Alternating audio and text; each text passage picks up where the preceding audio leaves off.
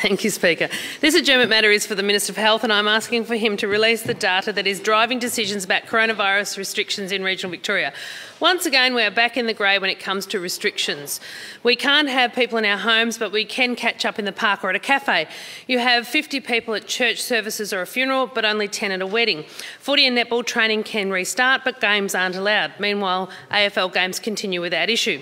Once again, the rule that has drawn the ire of the people in my electorate is around hair and beauty, where once again procedures and treatments that can't be done without a mask are banned. Why? What's the data that has driven this decision? Last time this was the case, I stood in this place and questioned why was this the case. People who work in this industry are trained in infection control.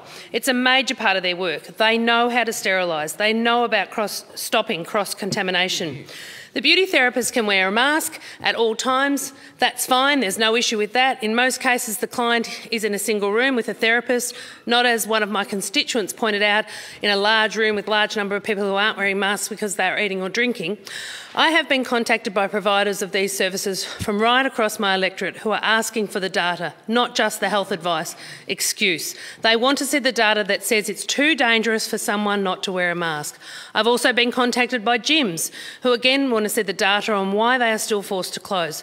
Fitness Australia is also calling for the government to release the data to show why gyms are closed, given there has been 0 cases of transmission of infection in regional Victoria. The government's claims that this strain of the virus is acting differently and is being passed by fleeting contact has been discredited by several infection disease experts. Infectious diseases physician and professor at ANU Medical School, Peter Collignon, who is also a member of the Infection Control Expert Group, told Neil Mitchell last week he hasn't seen any evidence that it's really behaving differently to other strains we've had before.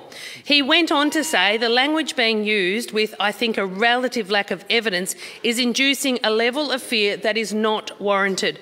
Minister, you are playing with the livelihoods of people. Many of these businesses will fall inside the 87% that will be ineligible for your support package. You owe it to the community to show the data that is driving these decisions. We are sick of hearing the words based on health advice without the evidence to back it up. Release the data to show us why these decisions are being made.